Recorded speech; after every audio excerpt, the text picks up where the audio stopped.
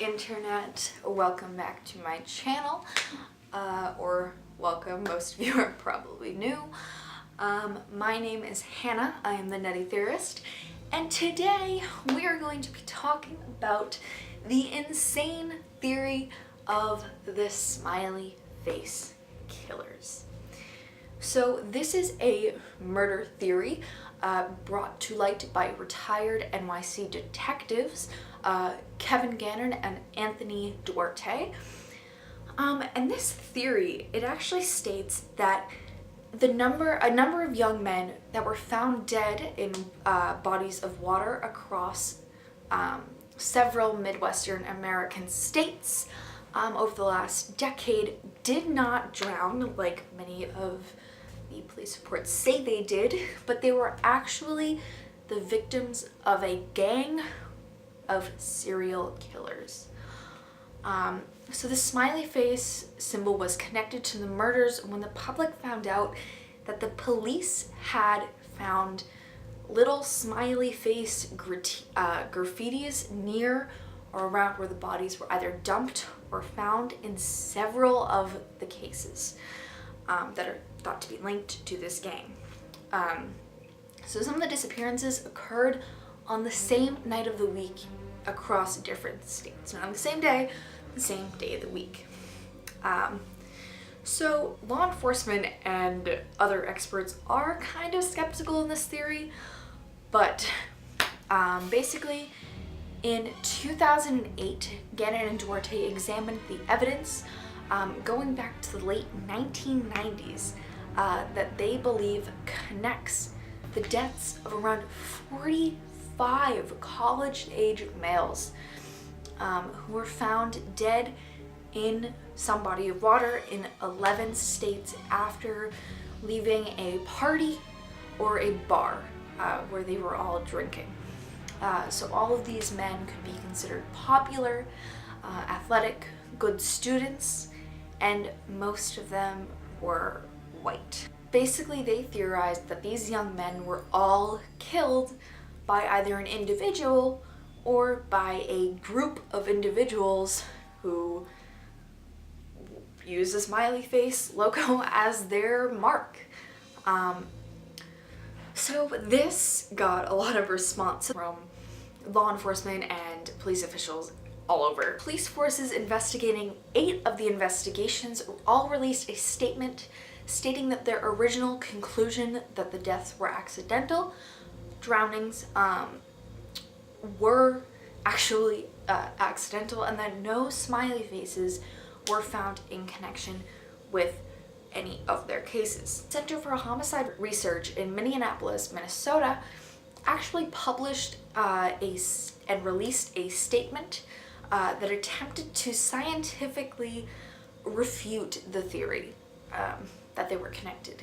In 2010, they released a documentary called Drowning, the Smiley Face Murder Theory, which if I can find a link to it, I will post it in the description down below. Basically, this documentary was outlining 18 reasons why they feel that this theory is false, and that's kind of a lot of reasons. So maybe there's some validity to it, but some of the points are: 1, none of the smiley faces exactly match one another.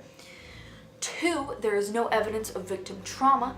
And 3, these drownings do not fit a serial killer motive, which are 3 good points, but to the first one, I would say, well, if it's a gang of serial killers, maybe each of them have their own unique symbols, so that could be easily disputed, but, you know, it's still a good point. So in March 2009, a criminal justice professor and nationally acclaimed criminologist at St. Cloud State University named Lee Gilbertson voiced his support for the theory on an episode of Larry King Live after originally dismissing the theory as an urban legend. So he actually got on board with it, and he's a pretty well-known criminologist. The next person who came out talking about this theory was a criminal profiler named Pat Brown, who called the smiley face killer theory absolutely ludicrous and argued that the evidence does not fit what is known about serial killers. Brown also believes that the smiley faces found in some of the cases were likely to be nothing more than coincidence, based upon making a guess as to where the body entered the water, meaning that they don't actually know where the body could have entered the water. It could have been anywhere, and the fact that the smiley face could just be coincidence. She actually told a reporter named Matt Smith from the Minneapolis-based newspaper, it is not an unusual symbol. If you look at any area 5 miles square, I bet you could find a smiley face. The FBI also issued a statement saying, the FBI has reviewed the information about the victims provided by 2 retired police detectives who have dubbed these incidents the smiley face murders, and interviewed an individual who provided the information to the detectives. To date, we have not developed any evidence to support links between these tragic deaths, or any evidence substantiating the theory that these deaths are the work of serial killers or just a killer. The vast majority of these instances appear to be alcohol-related drownings. The FBI will continue to work with local police and the affected areas to make sure to provide support as requested. Forensic pathologist Dr. Cyril Witchett said that the statistics are so stacked against this number of young Caucasian males found in bodies of water in these particular clusters of states within the period of time that this has been going on was almost statistically impossible to be coincidental. So, moving on to the victims. So most of the alleged smiley face murders are still considered accidental drownings, but 2 of them were actually determined to be homicides. The first is a man named Patrick McNeil.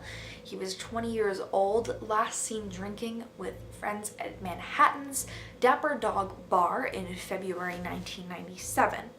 His corpse was dragged out of the East River floating face up, which is extremely rare for drowning victims who are usually found face down. His autopsy also revealed a ligature mark around his neck. His groin showed housefly larvae that had to have been on his body indoors under warm conditions, meaning that McNeil was dead before he was in the water. It also showed that he had been in that water for less than a day. The second person who got moved to a homicide was a man named Chris Jenkins. He is a 21-year-old University of Minnesota student, and was last seen on Halloween night in 2002 getting kicked from a Minneapolis bar. 4 months later, his body was found encased in ice in the Mississippi River. Again, face up, this time with his hands folded across his chest. Again, an extremely rare position for a drowning victim. So those 2 were considered to be homicides. Some of the other cases that people have linked to this gang that are still considered accidental drownings include Brian Schaefer, Zachary Marr, Bradley Vert, Matthew Genovese, Michael Killer, Brad Olson, Shane Montgomery, and so many more people. Some of these victims you might have heard about if you are very into the true crime scene, including Brian Schaefer and Zachary Marr. So if you want me to do videos on their individual disappearances, let me know. I would love to do them. I think they are fascinating. Or if you want me to go into more detail on the 2 cases that are considered homicides, also let me know. So again, this theory is really polarizing. Basically, either you really believe it or you do not believe it at all. So I would love to know what you guys think. So let me know in the comments section down below what you think and what you guys would like to see more of. If you have not watched Monday's video, I did it on the original Night Stalker. I will leave a link in the description. And I will see you Monday with a new Mystery Monday. Bye!